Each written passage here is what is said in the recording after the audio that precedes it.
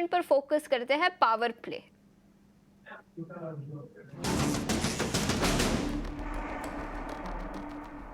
आदित्य, सबसे पहले आपसे पूछना चाहूंगी, कौन से स्टॉक आइडियाज देना चाहेंगे? स्टॉक मेरे रडार पे है। पहला है बाटा इंडिया फुटवेयर स्टॉक्स आज कुछ बस कर रहे हैं, मुझे लग रहा है इसमें एक बाइंग कंटिन्यू होना चाहिए, तो बाटा पे लॉन्ग सजेस्ट करूंगा। 1520 का टारगेट, 1440 का स्टॉप लॉस। दूसरा है टाटा केमिकल्स, पूरे केमिकल स्पेस में बहुत अच्छा तेजी है, तो शेष मुझे लग रहा है टाटा केमिकल्स भी चलना चाहिए। 1200 का टारगेट, 1110 का स्टॉप लॉस। तो ये वो अहम स्टॉक जो कि आपको रडार पे रखने हैं आदित्य जी की सलाह के आधार पे। बढ़ते हैं आगे, और वैशाली जी आप बताइए आखिरी घंटे के लिए आपकी रणनीति। तो जैसे कि हम जीएनएफसी की बात कर रहे थे, ऑलरेडी चल चुका है, बट नई रिकमेंडेशन के लिए नहीं कहूंगी, लेकिन जिनके पास हो तो 800 रुपए के लिए होल्ड कर सकते हैं। और नई बाइंग स्ट्रेटेजी के लिए मुझे एक फिलहाल टेक महिंद्रा सही लग रहा है। टेक महिंद्रा 1393 पे है, 1360 के स्टॉप लॉस के साथ 1420 का टारगेट दिख सकता है। दूसरा है एमजीएल। एमजीएल में भी एक स्ट्रेंथ दिख रही है, और ओवरऑल एक न्यू राउंड ऑफ मोमेंटम की शुरुआत लग रही है। सो आई थिंक 1460 के स्टॉप लॉस के साथ 1550 का टारगेट दिख सकता है। कुल एमजीएल, टेक महिंद्रा पर खरीदारी की राय। कुछ और स्टॉक्स पर चर्चा करते हैं। पीआई इंडस्ट्रीज पर नजर डालते हैं। करीब 3.5 से 4% की तेजी यहां पर दिखी है। जेफरीज की काफी पॉजिटिव रिपोर्ट आई है, खरीदारी की राय तो बरकरार रखी है। टारगेट प्राइस उन्होंने बढ़ाकर अब 4,750 रुपए प्रति शेयर कर दिया है। उनका मानना है कि डी स्टॉकिंग के बावजूद मैनेजमेंट काफी कॉन्फिडेंट है अपने ग्रोथ आउटलुक को लेकर, और उनका मानना है कि अप्रैल और मई के महीने में एक्सपोर्ट्स भी काफी स्ट्रांग थे और आगे चलते हुए भी एक्सपोर्ट्स का डेटा स्ट्रांग रह सकता है। तो काफी पॉजिटिव नजरिया, जिसके चलते 3.5 से 4% की तेजी पीआई इंडस्ट्रीज पर दिखी है।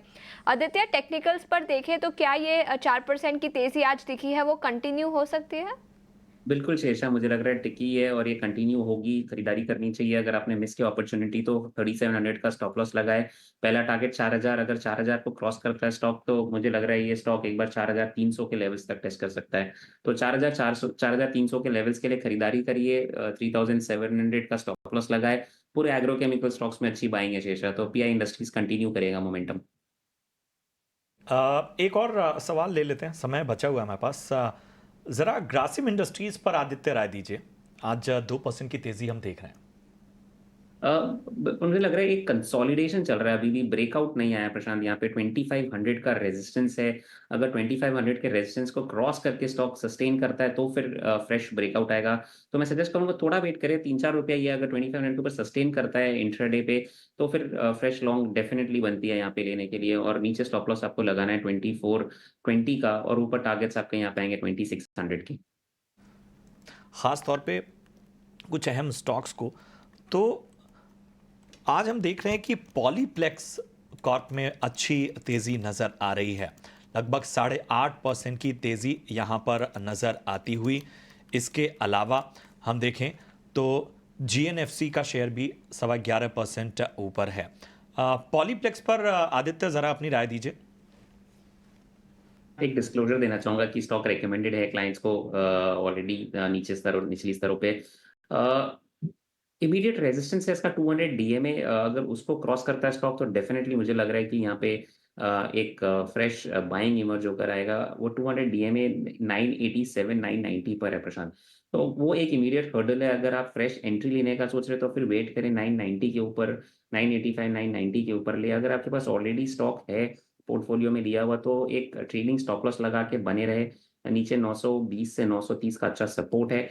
और अगर ये ब्रेकआउट करता है प्रशांत तो मुझे लग रहा है एक बड़ा इसमें एक मूव हमें देखने मिल सकता है। ये 1150 का लक्ष्य पहला रहेगा, और उसको क्रॉस करता है तो 1220, ये दो टारगेट्स आएंगे, क्योंकि स्टॉक बहुत करेक्ट किया है और अब जाके कहीं ना कहीं मुझे रिवर्सल पैटर्न इमर्ज होता हुआ दिख रहा है। सितंबर 2022 के बाद स्टॉक अपने 200 डीएमए के ऊपर चलने के लिए रेडी हो रहा है, तो आप समझ सकते हैं कि कितना बड़ा करेक्शन आया है स्टॉक में।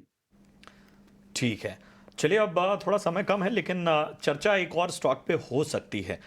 वैशाली जी, मैं आपके पास आना चाहूंगा। जरा आईओसी यानी इंडियन ऑयल कॉरपोरेशन पर अपना व्यू दीजिए। कैसा लग रहा है ये स्टॉक आपको? सुबह से देखेंगे तो थोड़ी स्ट्रेंथ ज़रूर दिख रही थी ऑल दीज़ ओएमसीज़। तो आईओसी की बात करें तो काफ़ी समय से कंसोलिडेशन पे है। But only one positive development is that it is ये जो अभी फिलहाल टेक्निकली जो प्लेस्ड है, it is above cluster of moving averages. तो मतलब 165 के सपोर्ट के साथ इसमें एक पॉजिटिव व्यू बन सकता है for a target of 172, 173 to start with.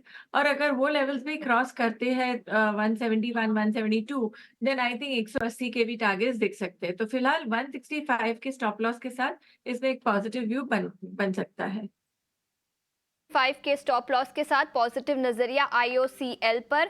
अगले सेगमेंट के है बाजार में तो अच्छी खासी रिकवरी दिखी है, लेकिन कुछ स्टॉक स्पेसिफिक आइडियाज भी ले लेते हैं। सबसे पहले दो स्टॉक्स पर नजर डालते हैं जो ब्रोकरेज रिपोर्ट्स के दम पर आज फोकस में है। गोल्डमैन सैक्स ने इनिशिएट किया है कवरेज दोनों ही स्टॉक्स पर। एक है सीई इन्फो सिस्टम्स यानी मैप माई इंडिया, करीब 20% की ऊपरी सर्किट पर स्टॉक लॉक्ड इन है।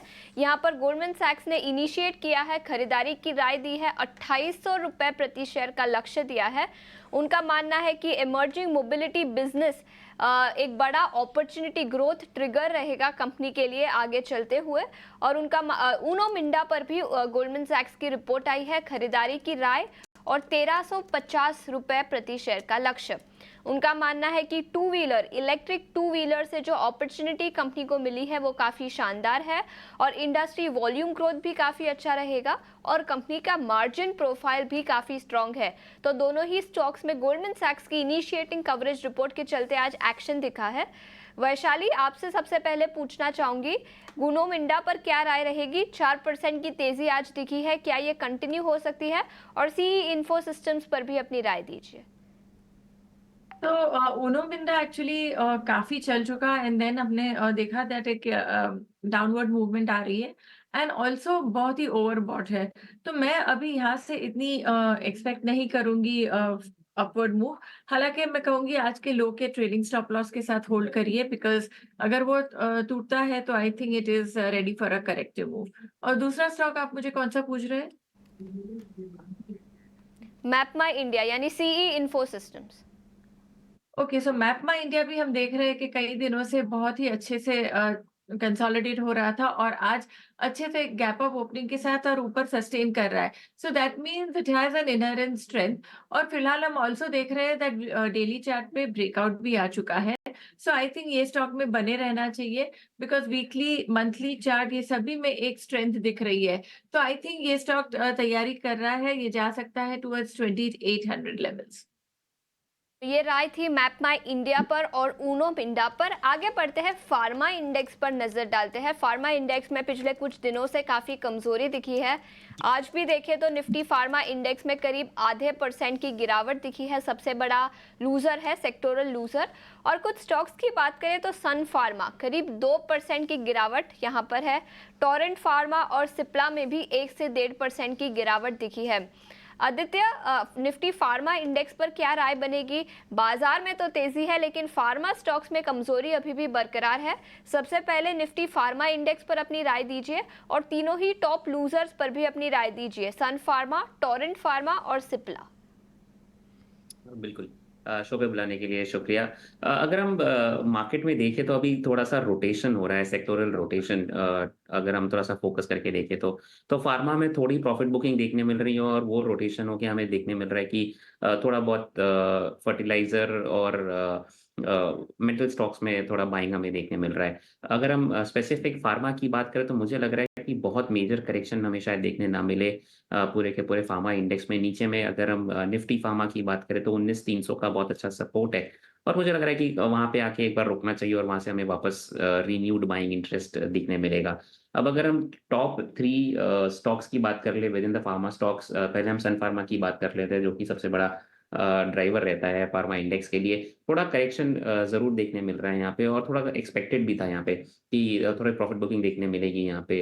डिस्ट्रीब्यूशन पेस दिख रहा था यहाँ पे।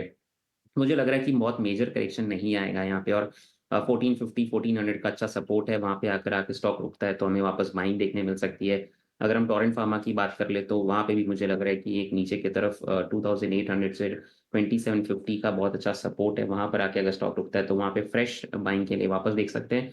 और अगर सिप्ला की हम बात करें तो सिप्ला भी उसी ज़ोन में है, थोड़ा बहुत प्रॉफिट बुकिंग देखने मिल रहा है। 1510 का अच्छा सपोर्ट है, 1500-1510 उसके आस-पास अगर आता है, तो मुझे लग रहा है सिप्ला में भी हम बाइंग करने के लिए देख सकते हैं। इसके अलावा अगर राइट नाउ मुझे कुछ लेना हो फार्मा में तो ग्रैन्युल्स पे नज़र रखना चाहिए। मुझे लग रहा है कि यहाँ पे एक अच्छी बाइंग दिखने मिलेगी ग्रैन्युल्स में, जहाँ पे 4 500 से लेके 520 के टारगेट्स आएँगे। और उसके अलावा अगर दूसरा कोई स्टॉक देखना चाहिए तो बायोकॉन, इसमें भी एक अच्छी खासी बाइंग देखने मिल रही है हमें। तो विद इन फार्मा ऑल्सो थोड़ा बहुत एक रोटेशन हो रहा है। तो बायोकॉन और ग्रैन्युल्स पे इमीडिएट बाइंग पैटर्न इमर्ज होकर आ रहा है। यहाँ पे अगर हम बायोकॉन की बात कर ले तो 380 से 400 के लेवल्स आएँगे और नीचे सपोर्ट इसका 320 का अच्छा खासा है। ओवरऑल मुझे नहीं लग रहा कि बहुत करेक्शन देखने मिलेगा फार्मा में।